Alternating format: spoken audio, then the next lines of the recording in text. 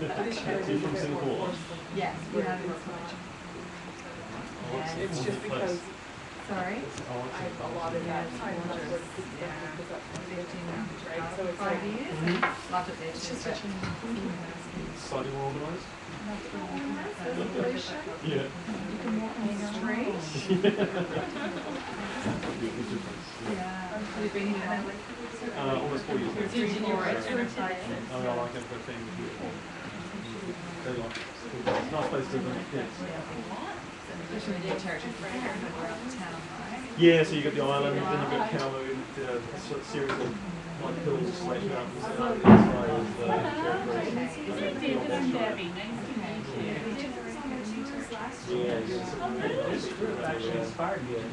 There's some, depending on the times and things, there's some pretty dodgy beaches around Hong Kong, which is scrubby.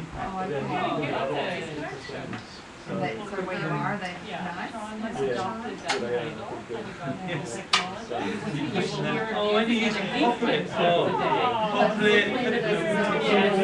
Make sure you put your okay. as far as the originator. I'm going to say the original movement. I'm going to try popcorn. I think we get a lot blowing up. People use spicy these days. I'm going to try some. I'm with you.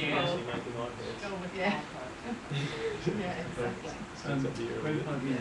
David, should we get cracking? Yeah, It's time. Okay.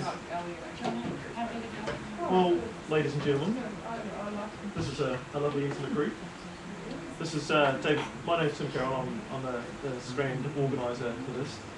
This is David. We were a research student at the University of Hong Kong doing his PhD into,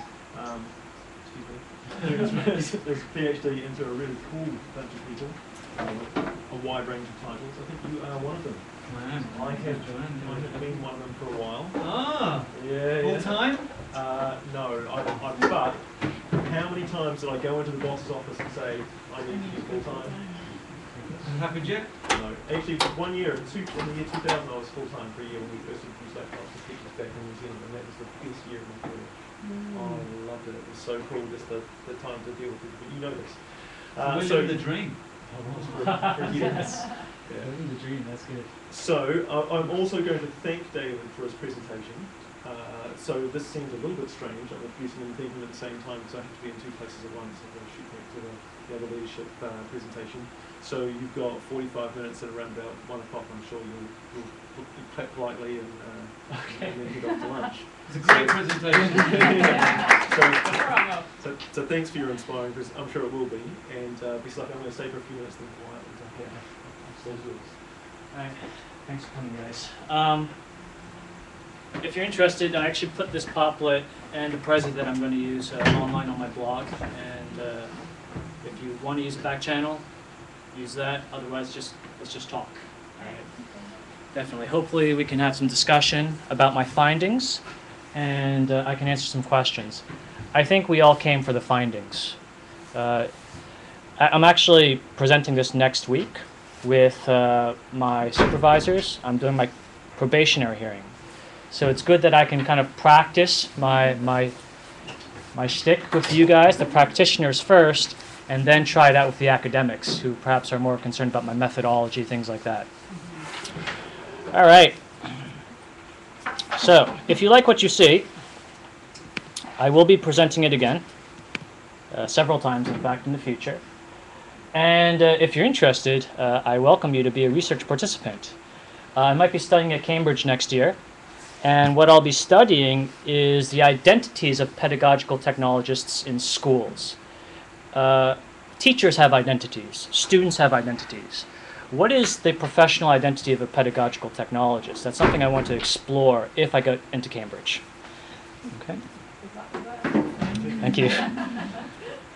Okay. I'll go through some backgrounds, and then I'll provide some definitions, go over some of the literature, problematize what the pedagogical technologist is, talk about the research significance, some questions, go through my conceptual framework, and then I'll give you the findings. I'm going to spend a lot of time on the findings. Okay, backgrounds. I've been teaching for about 9 years. I've been an IT coordinator. That means I was a teacher and then had some ancillary responsibility. Then last year at this 21st Century Conference, I met some special people on a tour. I was like, who are these people? You know, they don't have timetables. They're off-table. And they support the pedagogical aspect of teaching through IT. And they're not technicians either. I mean, they're not technicians and they're not teachers in the traditional sense. And this kind of like flipped my world. I was like, what's going on here? All right. Okay. First, let me define our terms. This has been an important theme at the conference. What is a pedagogical technologist? Pedagogical technologist is not a teacher in a traditional sense. The primary responsibility is supporting the pedagogical aspect of teaching through IT. Although they can support the technical aspect, it's not their primary duty. They're not technicians either. They are, as one of my technologists likes to say, untethered. They're off-table. They aren't assigned to, let's say, like a content area or a class or a year group. What's technology? Technology is predisposed practice with a tool. All kinds of things can be technology, not just digital technologies, but just even classroom layout can be a technology, right? Language can be a technology.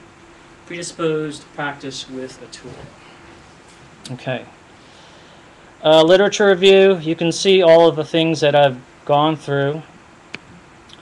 A lot of organizational change literature, technological change in schools literature. But the curious thing that you might find quite interesting is going through literature on pedagogical support for teaching through IT roles. There isn't much literature. There isn't much literature on, well, there actually isn't any literature on pedagogical technologists. There's a lot of literature on IT coordinators who are primarily teachers, and then they support the pedagogical aspect or technical aspect of teaching through IT. This was in fact the biggest problem. What do I call these people? And how do I even search for information for them? You can see some of the crazy titles that I've come across even at this conference. We're dealing with a lot of bankrupt terms. How do we problematize this role? And how do you even go about searching for information for this role? It's not like I can just type in digital literacy leader and then get like journal articles on this. So this is actually a part of the problem. It's like we don't have a very clear mental model of what these people do. Okay, nomenclature. Okay, so there's a lot of research significance. There is a significant literature gap in general on this role globally. We also don't know how some of the things, technological change issues, and the significance of this role, how this is affected by the Hong Kong context, right? Because a lot of technological change studies happen in national contexts, where you're dealing with districts and governments and of nations. But Hong Kong's a very special place too. And we wonder how this environment affects technological change in schools. There's practical significance. You guys are here, and you guys want to know as well. It's important for practitioners as well to just think about what exactly is going on here, this phenomenon of pedagogical support for teaching through IT, this role. What is its significance in the school and globally? And that brings me to the last point.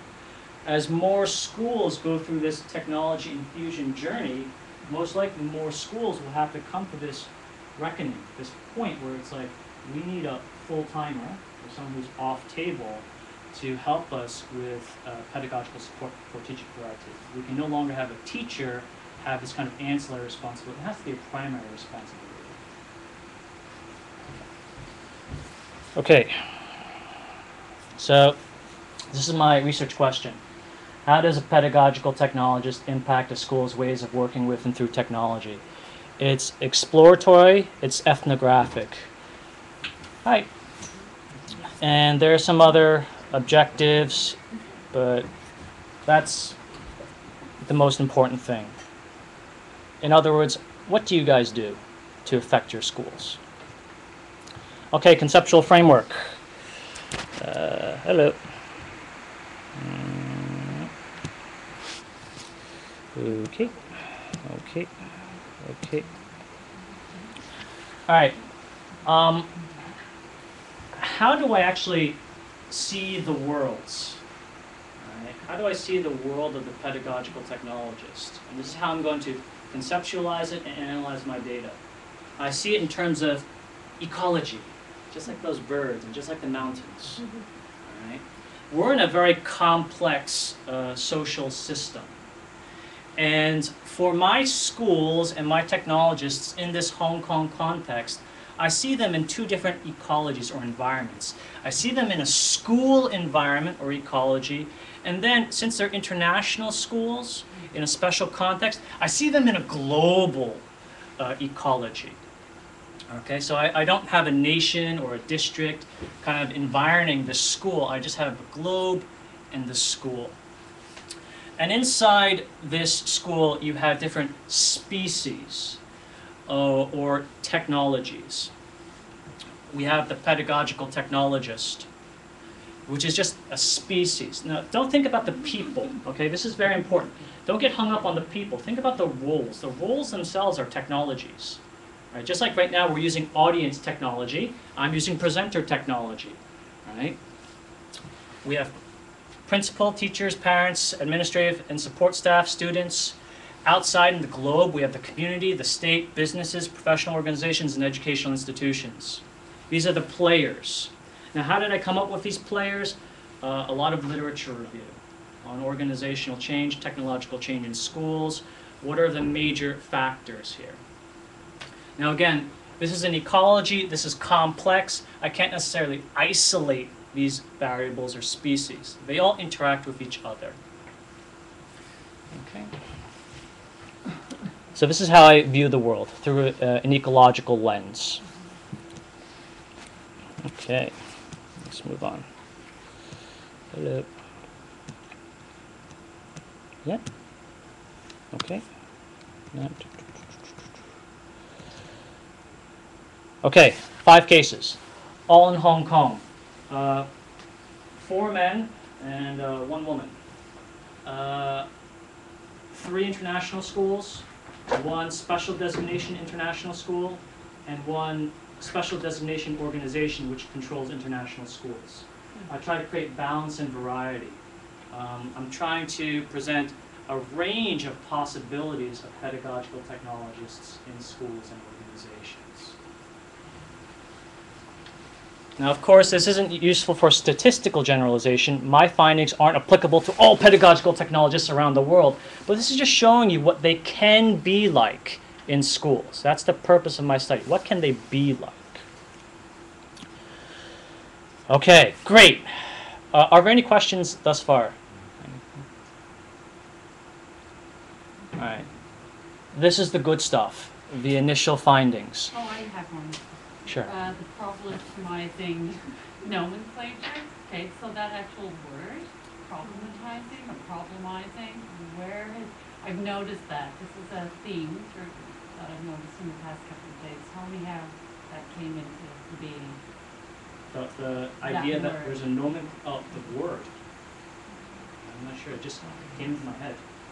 I'm not sure how. I'm not sure where I first heard it. Okay. I just kind of. It's like And what it actually means.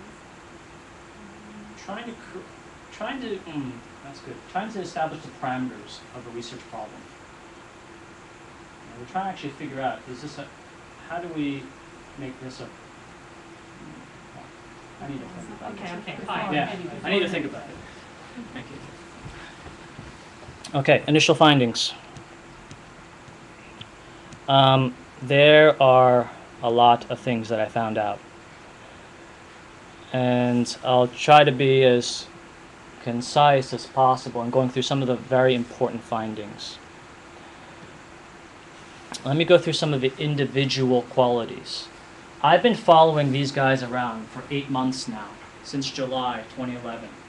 And I've observed them, I've interviewed them, I've interviewed other people around them, I've analyzed documents, I've taken photographs, and what kinds of qualities am I seeing across the 5 cases? Okay, so I'm just going to go through things that I see across the cases.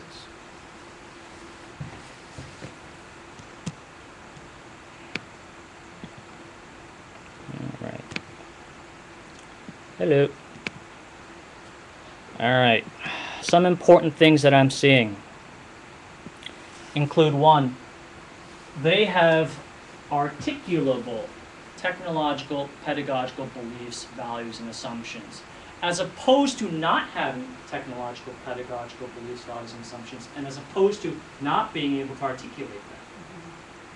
So these people have clear belief system about technology and pedagogy, and they can convey that to people. 2, they're reflective. It's curious to see them in action and to see that they're willing to admit when they don't know something. They're willing to say, okay, let's see where we can find room for improvement. They always invite feedback.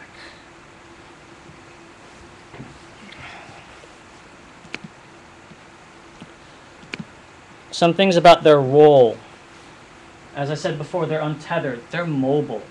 And this, I'm going to get to this in a moment, but that makes it so special. When you're not tied to a year group or a class or a content area, you are like a bird. You can fly everywhere in the school and fly everywhere in the globe.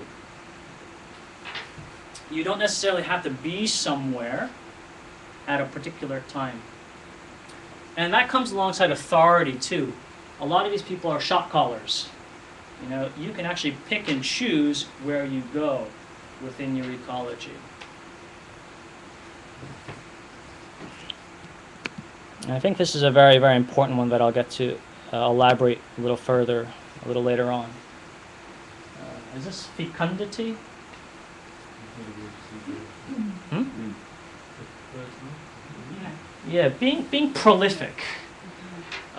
What can we liken these people to? Again, in an ecological sense, what are these people like? What can we characterize their behavior as? They are prolific people. They're getting out there. And I've noticed that in terms of their relationships, creating relationships with people, as well as professional development, just exploiting platforms, going to places, delivering professional development, receiving professional development. And again, it can be formal, informal professional development. They're just prolific people at several levels.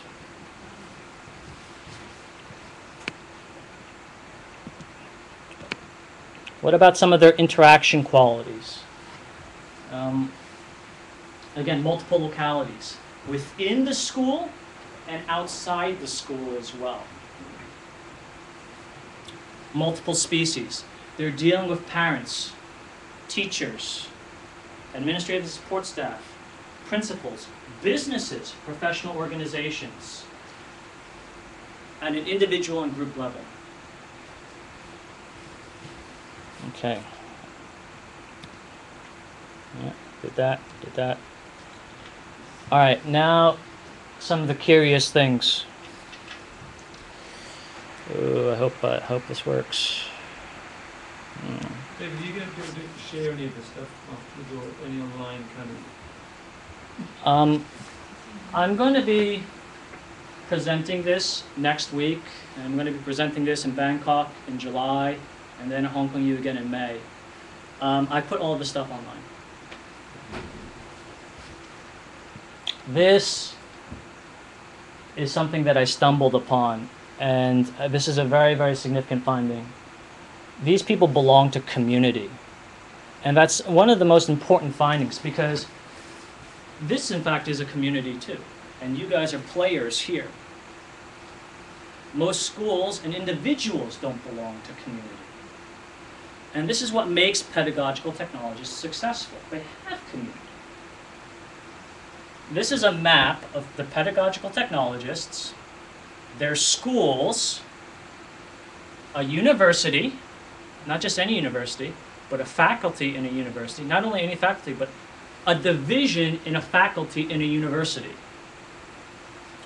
this is a business or a professional organization. This is a business too. Just for reference's sake, this is another business. We can see that these cases are all networked together. They're directly related. They do business with each other in meaningful ways. So that was a really curious finding. All I did in my study was in fact tap the network. I didn't realize it at the time. In fact, it's funny how I met my 5 cases. My supervisor introduced me to 2 of my cases. And then we were talking and we're like, okay, so who else would be good? Right. And I tried to call another case. We decided on another case, but he wouldn't participate. So what my supervisor did was he kind of called this case, who he also knew, and kind of made a deal so that he would become one of my cases. How did I meet the other 2 cases? I met them through one of my cases. They all know each other, and they all know what's going on around in their schools. So what I in fact did was just tap this network. Or personal learning network. I mean, that's the big word these days. So I just tapped this community of practice. Okay. David, question. Doesn't that then run the risk of having no randomisation about the person, the role you're talking about? Because like-minded souls have like-minded characteristics. Yeah. If we, go on what the speaker was talking about last night. So wouldn't you have been better served randomising your case studies by just ringing up a school and saying, could I speak with your director of technology, your technology coordinator, blah, blah, blah? Well, I think it depends on the objective. If I were to do like statistical generalization, if my goal were to actually say, this is what all pedagogical technologists within the sample are like, yes, I would be better served to actually randomize it. But my objective is just to show a range of what pedagogical technologists are like. This is not statistically representative of all pedagogical technologists. I'm just showing you what it can be like within certain environments. So this sample is in fact purposeful. Mm-hmm. And even in that sense, finding out that I'm a part of the community and these people are a part of the community is a significant finding as well. There could be pedagogical technologists out there who don't belong to a community. It could be. Right? And I think that's something we also need to keep in mind. Who also not belong to a community of pedagogical technologists. Yeah, that's right. Which means in your case, as I'm saying, that network then won't extend to them. Yeah, you specifically won't find them by asking who else should we go talk to. Yes, that's a possibility. What I'm saying that I'm finding that in my role that I'm not connected to other pedagogical technologists because my role tends to make me move around teachers, around technologists. Does that make sense? Yes, but that could be your community, right? Yeah. But I'm connected. I'm something else. Well, I mean, we work with the same different people do different things. It's not like it's just. Yeah, it's great. Did you get that? Because it just like quite a small community. No, sorry. Maybe the community is huge and I'm just not aware of it. Sorry. Yes. I'm not that connected either between you and I, so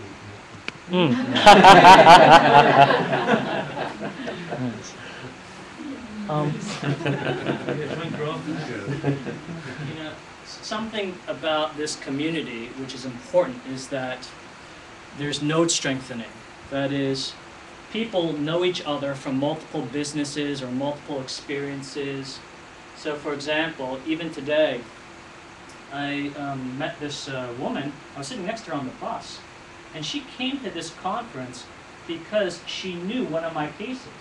And because the case is active in this organization, she knew the case, knew the organization, and knew this conference, which is why she came. Yesterday, I met my former principal. I didn't even know that she knew one of my cases. And that's why she came to the conference. So we can see that these people, they're networkers. And there are degrees of networkers as well who are drawing people into community, building communities.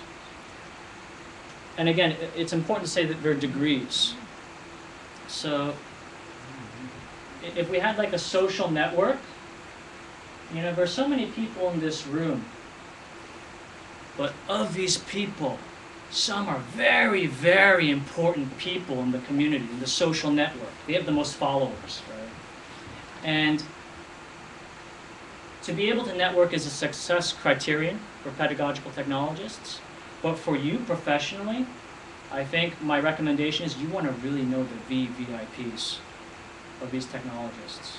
And maybe you even get a sense right now at this conference, who are the major players and organizers. So I see a lot of community and community building. Okay. What else do I observe as regards interactions between species? I see a lot of mutualism, where within the school ecology and even within the global ecology, the pedagogical technologist is not a lone ranger.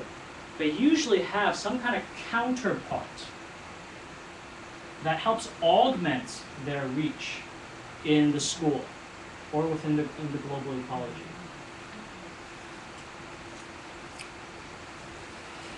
Let me see if I can illustrate that. For example, within the school ecology, maybe the pedagogical technologist works most closely with one of the vice principals, as in one of my cases. Or maybe with one particular teacher. Or, in fact, the other pedagogical technologist, as in one of my cases.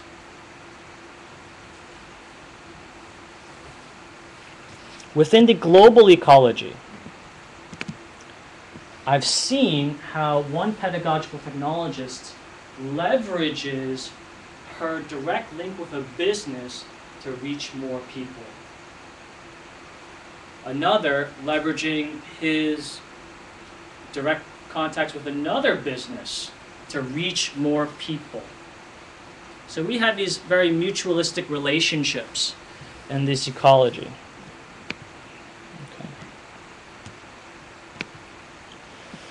Do you find my only concern with pedagogical technologists working with pedagogical technologists is that it can become a bit almost incestuous?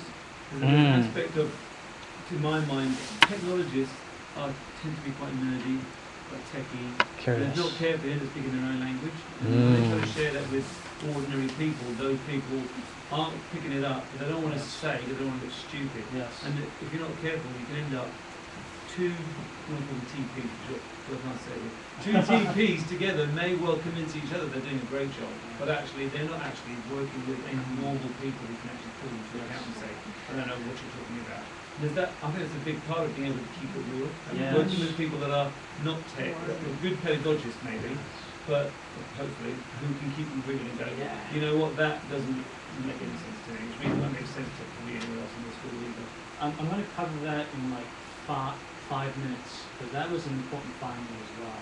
Something that the pedagogical technologists do in their interactions, which is very, very special. And but first, let me get through a few other things. So we can liken the pedagogical technologist, again, to mutualism, having a counterpart. For every Batman, there's a Robin, all right, in the globe or in the school. Okay, what can we liken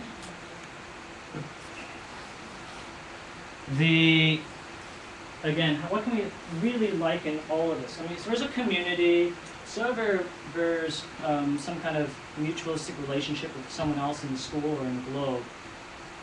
What can we liken these interactions to? What exactly is going on from a macro point of view? I would use the word pollination.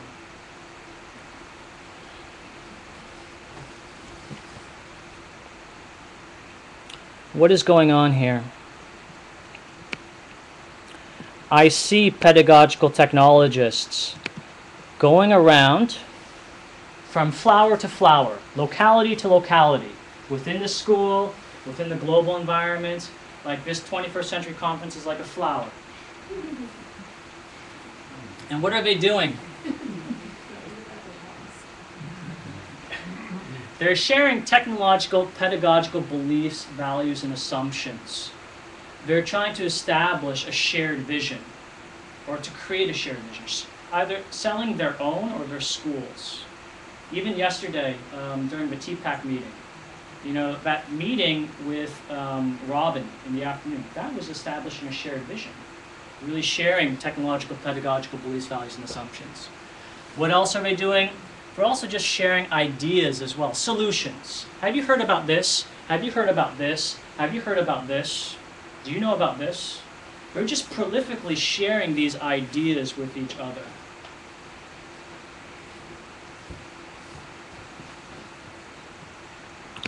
So we can see that, like, if the pedagogical technologist is like a bee, they're just kind of flying around within the school and outside the school, and they're spreading things. Technological, pedagogical seed.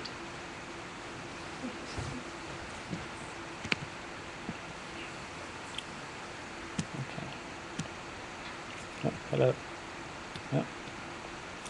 All right, and to come to your point, at a micro level, what exactly is going on here?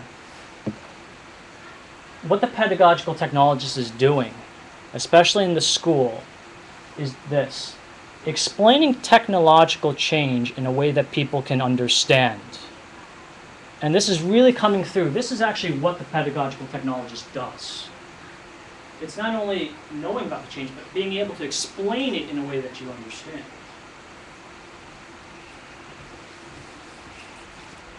I'm going to draw on TPAC for a bit.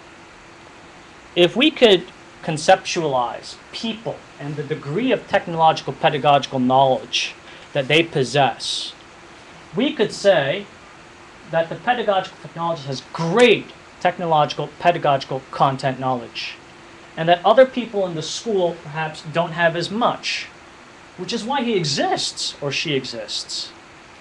And they're trying to bridge a gap. And they bridge a gap through mutualistic relationships, for example, and also by conveying the technological pedagogical knowledge in a way that people can understand. Oops, hello. Okay, so how do pedagogical technologists explain technological pedagogical change in a way that people can understand? There are 4 things that came across in the data. One is, as I mentioned before, they have great technological pedagogical knowledge. But the other thing too is they just know other stuff. They have other knowledge. They pull in everything that they know. 3, they use metaphorical language. 3 is metaphorical language, and 4 is interpersonal skill. Or it's humanistic knowledge, as Misha was saying yesterday. So going to other knowledge. What kinds of other knowledge have I seen my pedagogical technologist pull in? Whoa, hello.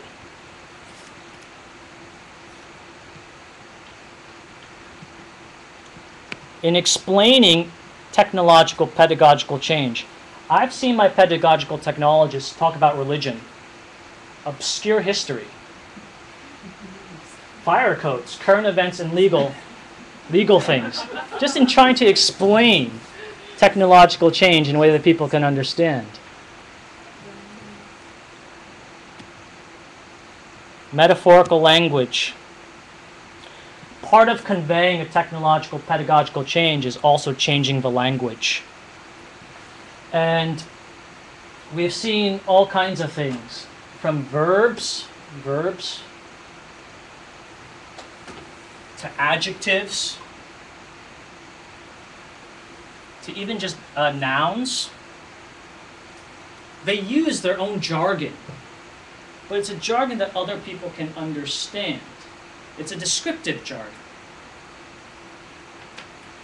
And I think this is very important. Again, it keeps coming across. We keep talking about digital literacies and things like that, how they're bankrupt terms. They're trying not to create bankrupt terms. They're trying to create terms that have value for the audience that they're speaking to.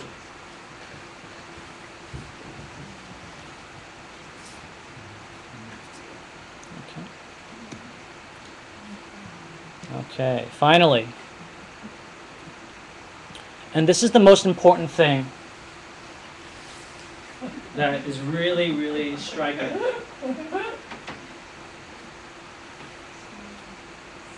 It doesn't matter how much you know. Deliver the silence part. We don't get a lot of silence here. It was something that I observed very curiously with one of my cases interacting with people from another school. And I found it very effective. How did you experience it? Something I should probably try. They were silent where they were not at the other school. They were having a meeting, and then there'd just be long periods of silence. Which would just work. The facilitator might have just given up. Did they have computers in front of them? They did have computers, Yeah. yes. Yeah. That's the only time we get some. Well, we can view silence in terms of not feeling compelled to keep talking. Not feeling compelled to fill the dead air. I've seen these in my pedagogical technologists to different degrees in each case. Some things that have really, really impressed me include not only eye contact, but eye level. Now, what I saw two of my pedagogical technologists do, and I've never seen any teacher ever in my teaching career ever do this, was that when one of my cases was working with a parent at a parent meeting,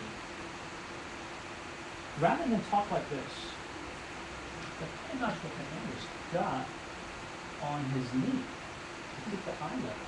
I was like, wow, that is amazing. That is nuts. I'd never seen that before. And then a few weeks later, I saw another pedagogical technologist who was working with teachers at a professional development thing at another school. When working with that other teacher, she got on her knee too. And I was like, whoa, this is nuts. You're maintaining eye level here. You're not talking up or down, you're like maintaining the eye level. I was like, whoa. So these guys, some of these people, again, we're not talking about all pedagogical technologists, but two of my cases demonstrated eye level, which is really remarkable. Body contact. Like hugs, hugging teachers in class. I was like, whoa, this was amazing. One of my pedagogical technologists was just showing me around her school and introducing me to certain teachers. And these teachers just gushed about how this pedagogical technology had impacted their teaching. And one teacher just kept hugging her leg. It was amazing. It was just, I was like, what's going on here? It was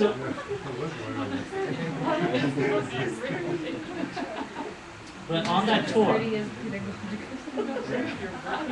now, well, let me qualify this by saying that she was a female and she was hugging other females. Female hugging. With the men, I had not seen that at all. I could explain things though. But that woman received multiple hugs on the tour. And I was like, wow, this is something special. Well, you just touched on something. Did you notice or observe any gender role differences with your case studies? Female facilitators versus male? Out of your 5, what was the 4 and 1. 4 men? Yes, Yeah. 4 men, 1 woman. And I only noticed the body contact with the woman. So just With back to other- the eye level thing, were those two people more from early childhood or the early years kind of backgrounds? Because that would be actually a really common strategy in early years to get down to the child's level very quickly. They actually don't come from early years. Now, they all work in primary schools, but their backgrounds are very diverse. And they weren't working with children. They're working with another teacher in another venue, and they're working with a parent. Yeah, so maybe that could explain it, yes. In their past life, had they worked with young people? Because that, just kneeling down to the eye level of the kids. That's common. Yes.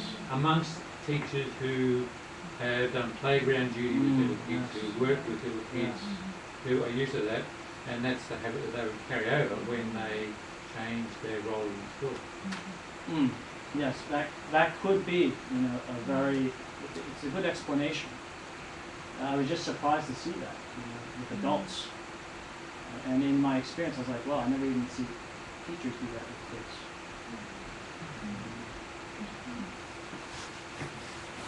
The interpersonal skills, they're very good with names, not only names but relationships. They're very good with their introductions.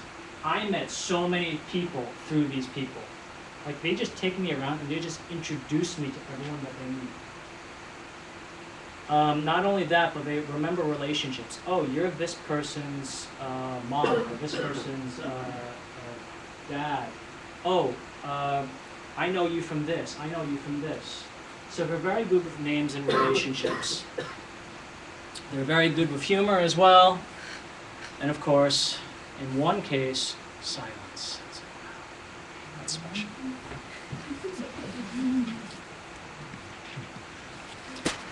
Okay, I think that's about it. So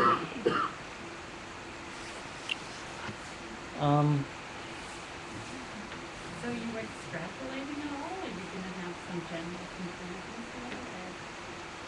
I am. This is only initial findings. I plan on finishing I'm actually not done with my data collection yet. It's going to end, I guess, at this conference. And then I need to actually start thinking about making more sense of this stuff. I'm starting to identify success criteria for these pedagogical technologists. And some of the things that I've mentioned, some of the concepts. You looked at the aspect of role obsolescence. It's something I see a lot is the extent to which that guy's gone now. You know the guy who said he did a year in the school. Yeah, 10, yeah. And I'm going to ask them, but why a year? Do they see that as do they see the role of the TP as short term? Eventually, all teachers will have TPCK, and therefore you won't need to do this anymore. Or do they see as, oh no, you'll always need someone doing that role because technology is changing, blah blah blah. Do you see anything along those lines? Yes, I did. I didn't include it here, but one of my pedagogical technologists has commented on this, saying, I will be a success when I'm not needed anymore in school. As in teachers say that a lot.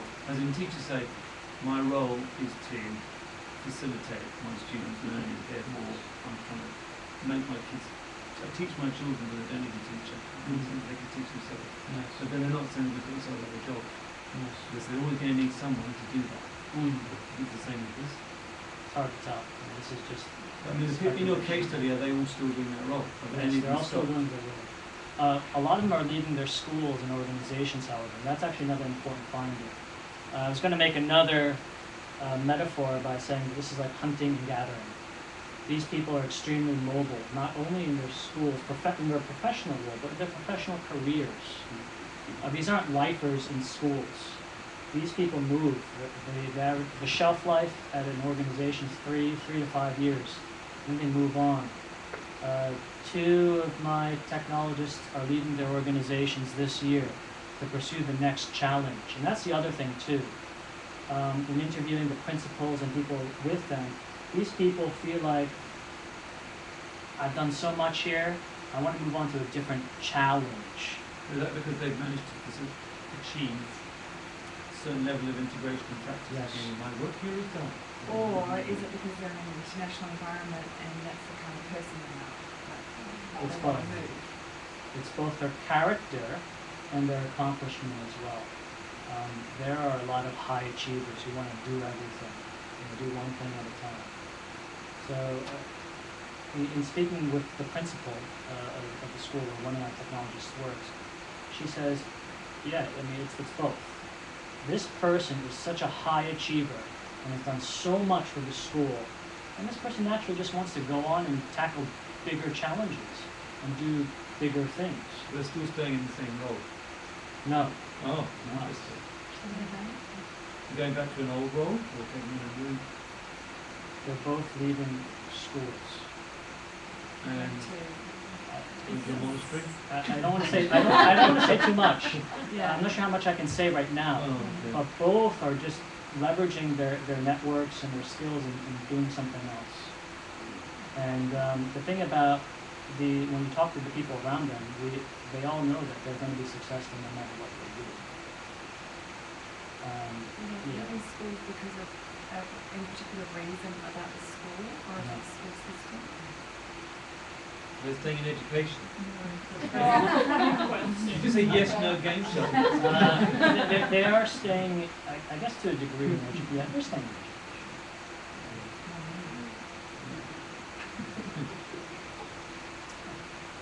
Did you find in your case studies that those people had good active listening skills? Yes. And that's part of the silence too. Just being able to hear people.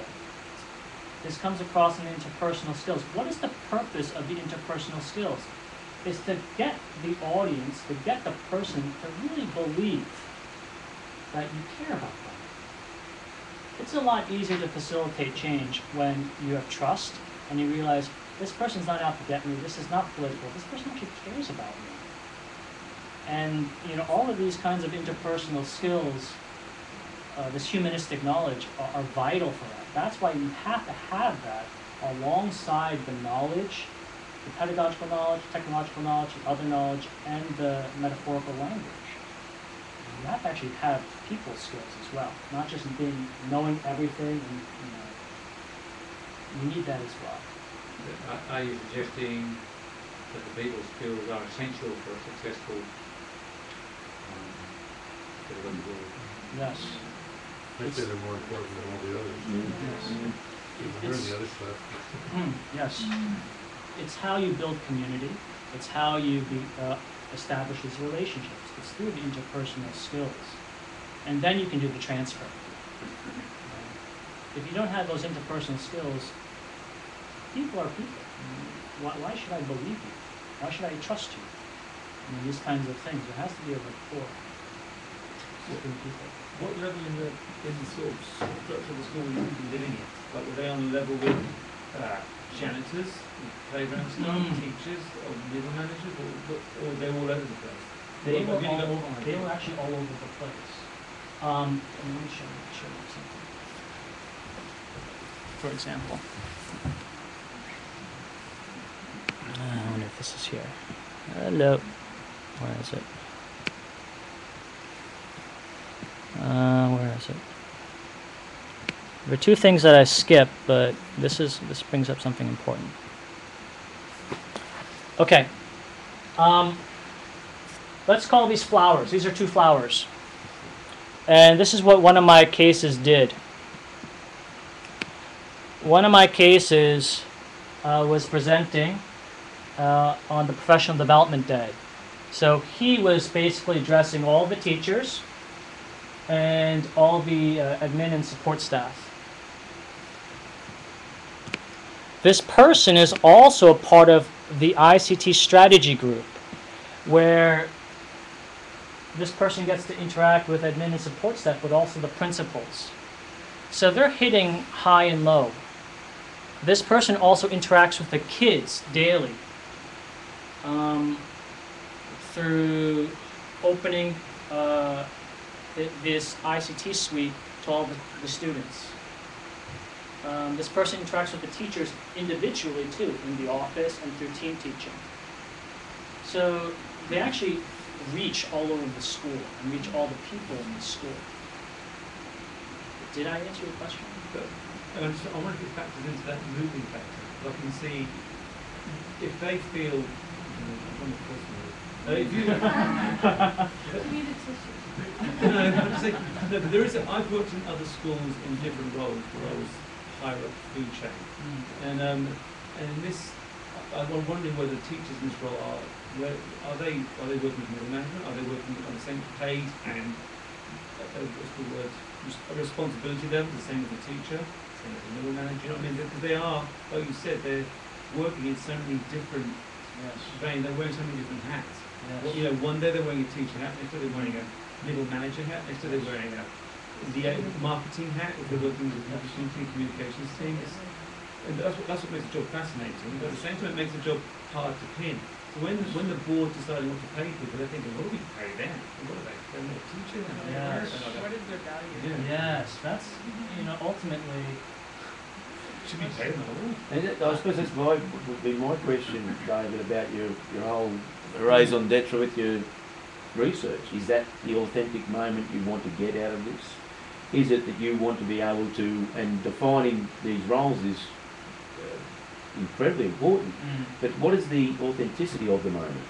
Okay, do you hope to take this back to leadership administration and say, look, when you want to go and employ pedagogical technologists, which I think you've got to change the name because that's just too much to say. This is what you should be looking at. Here are we with benchmarks. This is what the person is, and this is how you would go in recruiting for it. Is that your golden moment? one of my deliverables is developing success criteria for pedagogical technologists. I wouldn't say these are benchmarks. These are just, again, it's just a range of possibilities. And again, I've done this extensive study, and these are the kinds of things I found from 5 cases. Now, this might not fit every single context, but yes. Well, it sounds like you're just still at the point for looking for similarity. Yes. And after that will come which of these similarities are essential and should be part of the hiring process. You know, which of these are just accidental and fortuitous. Yes. That's still a ways away. Yes. This is huge because one of the things I think what you've done is very fascinating to me. Because I was going to 14 years then. Oh my goodness! But there's a key issue I've had to struggle with, I would say, on a personal level, is that because the job requires a lot of networking. So I'm meeting, and the last year I've met a whole bunch of people. Some people not face to face online, but I've had 3 job offers in terms of people saying, "Can you come and do what you do here?" Yes. And it's been quite headhunty, but I've got to say a bit underhand too, because the job isn't like one that they can nail. Oh, we're going to call you and bring you in, you're going to be an X. But they do generally try to sort of say, you will be at this level and you will be well remunerated and all Yes. this. But it is very slippery, because you then think, well, what does that mean? What does that look like? And where is it going to go? Is this a 2-year thing? 5-year thing? Or is this, you want me to come for a year, get everything working, then say goodbye? It's very, this whole area is interesting, because Yes. schools haven't really got a shape, like you said, a name that even says Yes. And on that point, at what level are you going to pitch that position? Because the position can only be successful when it has X amount of responsibility, where you can have influence on the This organisation. is the critical part. Because you Yeah. can't do much if you're only wearing a teacher hat. There's going to be an element where you go, well, I can't really change or help you because I need to be able to make certain recommendations and decisions that are going to affect how you manage this. Yeah. They're just going to say, How long is it going to be before universities operate career path where students go to university saying, oh, I'm going to train to become a pedagogical technologist? No, they do already. Mm. You get masters in educational technology from a lot of schools. Is that training for that specific job? Because from my reading and observation, most people who are in that role have been teachers before them, and then have moved from being a classroom teacher into that. Well, there's a reason for that. Yeah, you're Yeah. working with teachers and you have to understand the incredible complexities of that environment, and you don't get that from observing or going to school. You get that. And not to say, people who don't come from education that don't have value, but the ones who do know about the clientele. Yes. But as far as the job description, the stuff that you were saying too, I'm also getting at school saying, oh, hey, what you do here is great, it's done our school. And it's crucial that they're looking at it not as hiring a contractor, like we have this job to do, and you have the concrete skill set to go in and do it, like make our teachers do it and then you're done. But they're hiring someone to be part of their team because of their versatility. And you've got a range of attributes that we can do here. Because no one really knows what's on the ground when you get there. What's your school culture, what's the climate, the tools, where are you at with all these things. You know, if I, And the relationships, yeah. Relationships can't just walk into a school and be able to be successful. yes. You need a couple of years. You know, What you're describing, I'm from Bangkok, the guy in Bangkok. stuff like that. I mean, part of what you're describing. Our school is looking for that guy. And they look in-house. But they've decided to post more of a top-down level position. And the guys, a couple of us guys who are sort of looking up to this guy, we went in for an interview and we came out thinking, we don't want that job. Our school wanted to hire top-down.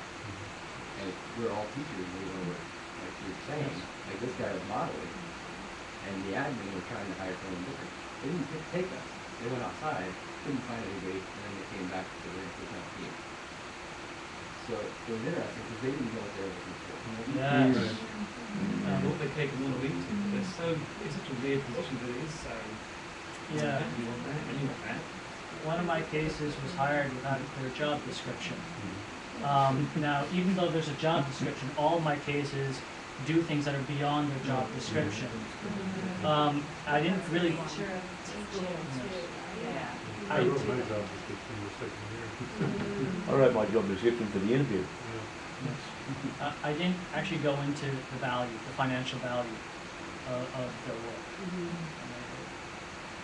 I didn't kind of think about it at the time. That's worth another study. It would be a very sensitive study. What do these guys get paid? There's probably a correlation to this job description and whether it's top down and how much finances the school has. If you have a lot of cash, you can take a chance and hire someone based on how you think they're going to do and let them find their feet. But if you're tight on cash, you're defining that you need to produce this and we're going to pay you this much to do it and nothing else. Warren Appel did a comparative across 30 or 40 schools on tech directors and the like. But I've got it somewhere. Oh, thank you. Yeah, I'd be interested in reading that literature. I'll share one final thing. These guys don't actually work exclusively in their schools. There are, how many cases?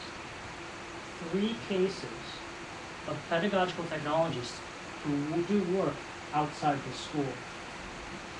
2 of them teach at a university, part-time.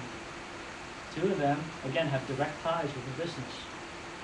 Now, there are ethical considerations and conflicts of interest, but again, this is another way of even rethinking the role. It's like this person's not even tied down to the school. And there's certain arrangements between the principal and the business and the pedagogical technologists, for example, that enable them to do these kinds of things. And then there's certain arrangements between the principal and the pedagogical technologists that enable them to do this kind of outside freelancing stuff.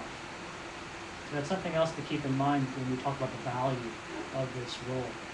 If you take into account sharing resources and materials and finding, like to do work means sending this whole study that week's on to some other school someplace else than we can do, then without remuneration, without getting paid, I bet they all work outside the boundaries.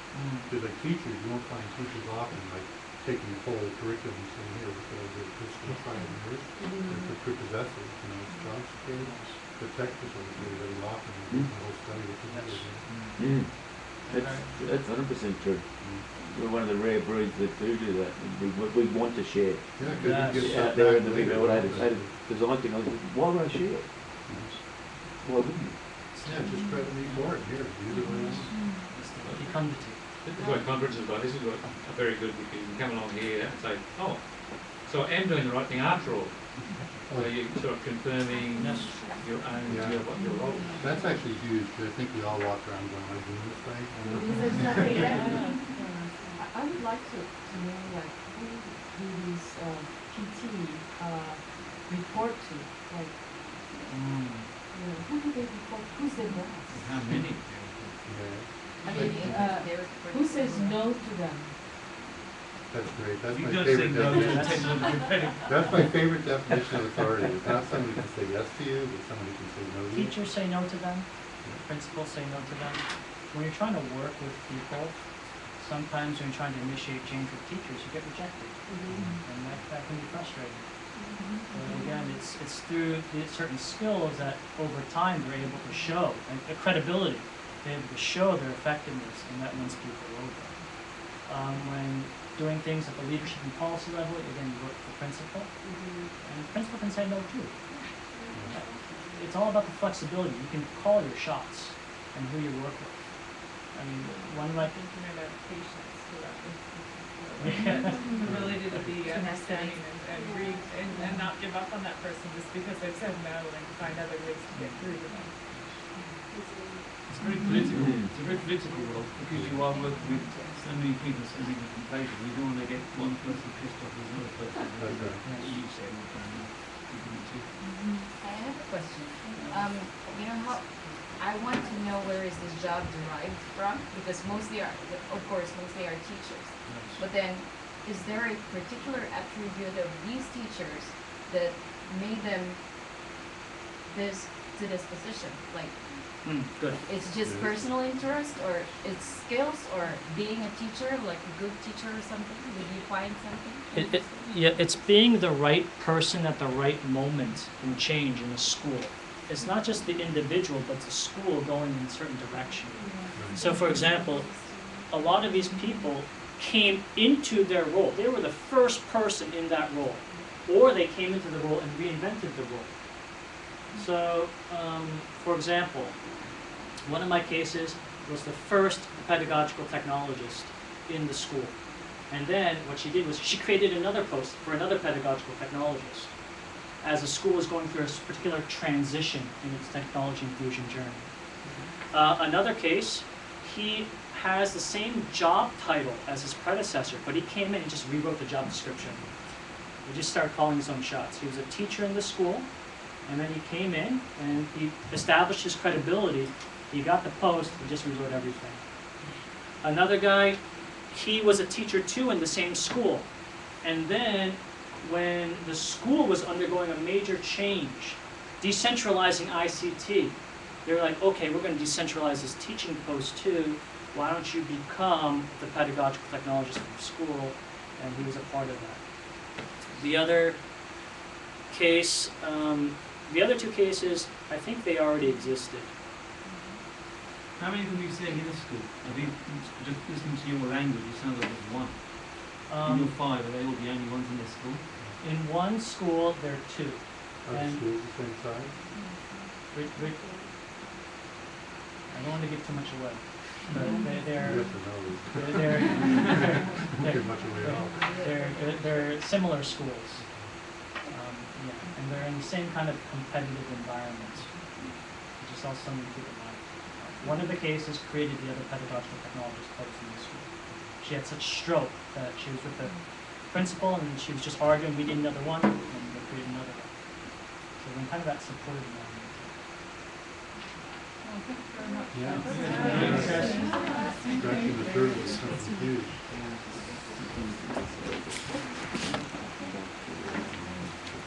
Do you have, David, do you have contact details on your blog? Yeah, contact details there.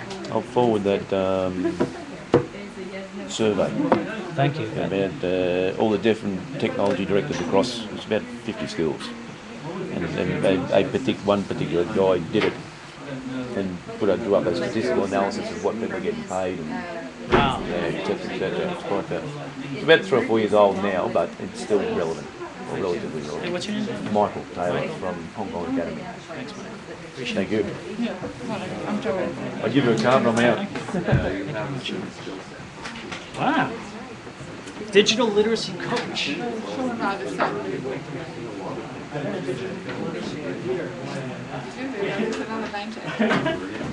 Thanks, Joey. Would you have like a basic skills that they need to have, or PT, like? I'm not at that point in developing my understanding yet. These are just initial findings. They do need a lot of technological, pedagogical knowledge. And as I go through the data, eventually I'll be able to determine what kind of technological, pedagogical data knowledge I'm seeing. Oh no. Really? I've got to sit down and think about It's when I'm interesting not. because the case is Right. actually me, like I paused that. everything is my school hired me because I came from the company industry. But I came also as a teacher, so my experience in the industry is 5 years and 7 years in teaching. Then right now I've been running into going back to the industry. So it's interesting for me to see that case see.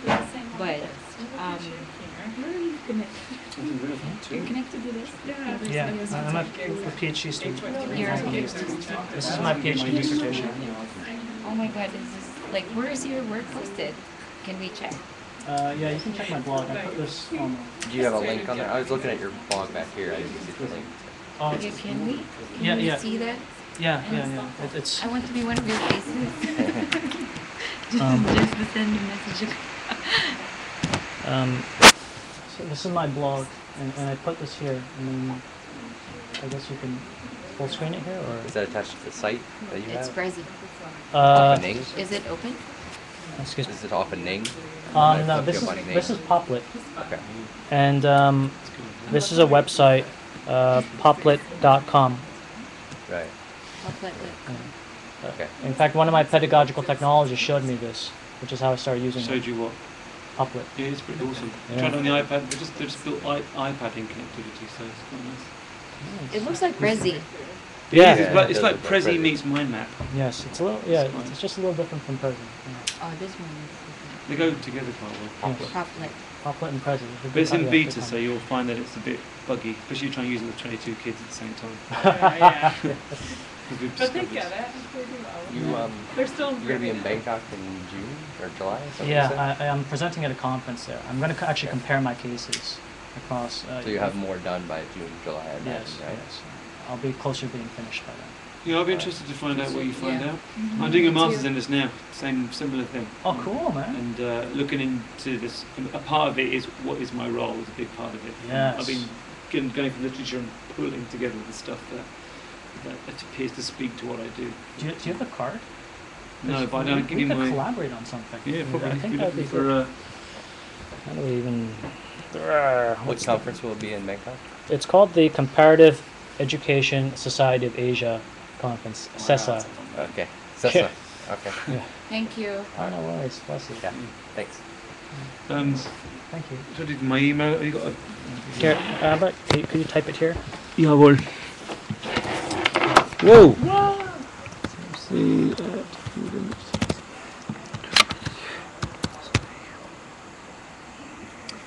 and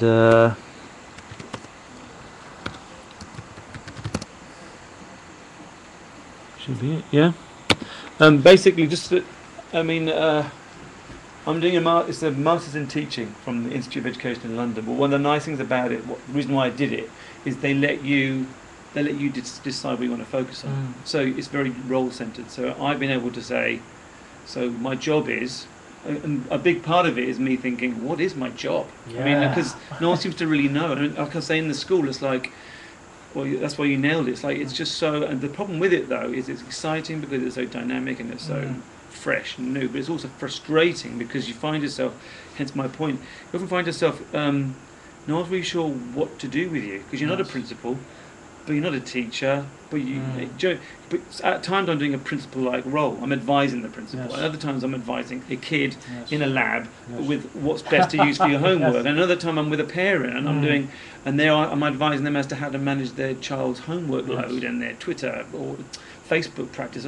And so you're all things to all people. Yes. But at the same time, then you can be nothing to anyone because no one owns you so much. They're kind of like, we call him every now and then and he moves into our space and so we interact with him while he's there and then he moves off to another place in the school. You think, so almost you can feel like you're not part of any family but you're a part of every family. There's a really weird kind of dynamic there, but the frustration for me is in the school they will often promote people. So if you're not careful, that's why I'm saying I have to be careful because I can often make my career path, I could go with my gift, stick with this, but just plateau.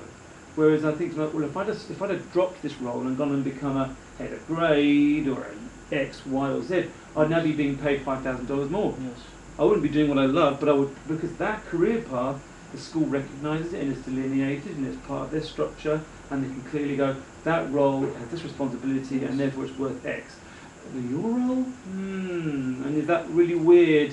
And that's one of the debates I'm having at school now is, I'm like, why do you pay me the same as a teacher when I'm working, most people I work with are all on a responsibility point because they're going, well, what's your responsibility? And like, my responsibility is to integrate technology through the whole school. But then people go, yeah, that's your job. I'm going, and it gets quite political because people are going, so when it's my job, it's just my job. But when it's you, it's a responsibility. So mine isn't a responsibility in the game. And it's that whole, which is why I think you'll find that a fascinating part is, part of that short life of a DLC in a school is the headhunting part. Because it doesn't take long for someone to go, oh, I love what you're doing. We so need you to come and do this here. And it's not hard for them to go, what are you being paid? And what are you, I'm not really sure what I am. I'm kind of a teacher. Well, if you come here, you would be a head of department. Yeah. You'd be paid on the same level as them, with the same responsibility and kudos, but you would have freedom to do. And you can see why people go, okay, I'm off. Yes. And then I'm in that position 2 or 3 times now, and I'm thinking, but every time the draw gets stronger, and you can see. And the other part that's also frustrating is, and it's always common with IT, is the more, in many ways, the more effective you are at your job, the less obvious it is, because things are becoming very natural and ingrained, and the glitches are falling out. So as it becomes more and more part of what people do. Because I've seen this loads of times where I've had a conversation with X, advised them to do Y, they've put it in place, and then it's gone berserk. All of a sudden it's grade-wide, school-wide, and almost everyone is getting credit for it except the person who started it off. And you think, going, and of course if you stand there and go, actually, that was my idea, because there's no point. There's that really weird, kind of like, okay, so you're very instrumental at starting things off and getting things going, but then people don't then look to you as being where it started, because they're like, oh no, it must have been the other person. This can explain a lot of things, like even why people go outside and do business outside, or leave their posts, or why they're allowed to have other posts while actually still working in the school. Because I have not come across your case, at least not openly, this headhunting thing. I feel like there's certain. But how do these people, the people you said that was when you said this low shelf life factor? I was like, well, I can see why. Because of that. The other reason why there'd be low shelf life is, to my mind, without sounding arrogant, I suppose, it is a very unique skill set. I mean, there's not many people who, I've evolved into this role, but there were obviously evolutionary factors that built me into this kind of a person. And that's why it's fascinating looking at your thing, because I do have a very broad skill set. I've worked in many different subject areas. I used to be a secondary school teacher, now I'm a primary school teacher. But so there is an aspect of where someone in this role, a TP, needs to have a very, not high depth, but broad width, so they can relate to almost, you're an RE teacher, I have a position on that. Oh, you're a DT teacher, I have a position on that. You're an economic teacher, there's that aspect of being able to be all things to all people, so that you can say, okay, so I can see how this trickles into that, how that feeds into that. And that's a bit, so that, the skill set you need, that TPAC nails it, but the skill, there's not many people that have got that profile. That's right. Just doesn't mean they're crap teachers, they're phenomenal teachers, but they're very specialised, or they're really good at the P, but they're not so good at the C, or they're very good at the C, they're not so good at the K, or the TP. You know, there's always this, so to get someone who actually has the unique profile that makes them suitable to this is quite rare, which I can see why a school would then go, we can't, it's interesting what that guy said, we're trying to recruit someone, but we can't get anyone, and then how do you advertise that, what do you call it, and depending what you name it, people may have certain associations with what that actually means. It's quite fascinating. But to get back to my point, the master I'm doing is, my research question needs a bit of work, but basically it's saying what are the effective strategies to overcoming the barriers to integration in a primary school. So, but inevitably, what I'm finding in my dissertation now, what I'm finding is one of the biggest, hugest enablers is, guess what? This role. You know, people talk about, well, you need technology, we need tech support, we need but so many of the enablers, if you start looking at them, you can put them all together and you go, they all are that kind of role, that kind of person is a massive part, probably the biggest part of enablers and thing at the school. In fact, I can see a school that's going to spend, schools will probably spend mega bucks on infrastructure, hardware, technical support. If they're not going to spend money on a DLC, it's a waste of money, because that person is so critical to actually getting that transition through, like the whole thing Pullen said. I mean, getting it out of being just technology and getting it part of the pedagogy is that's the big piece, and that's the piece that person fulfills.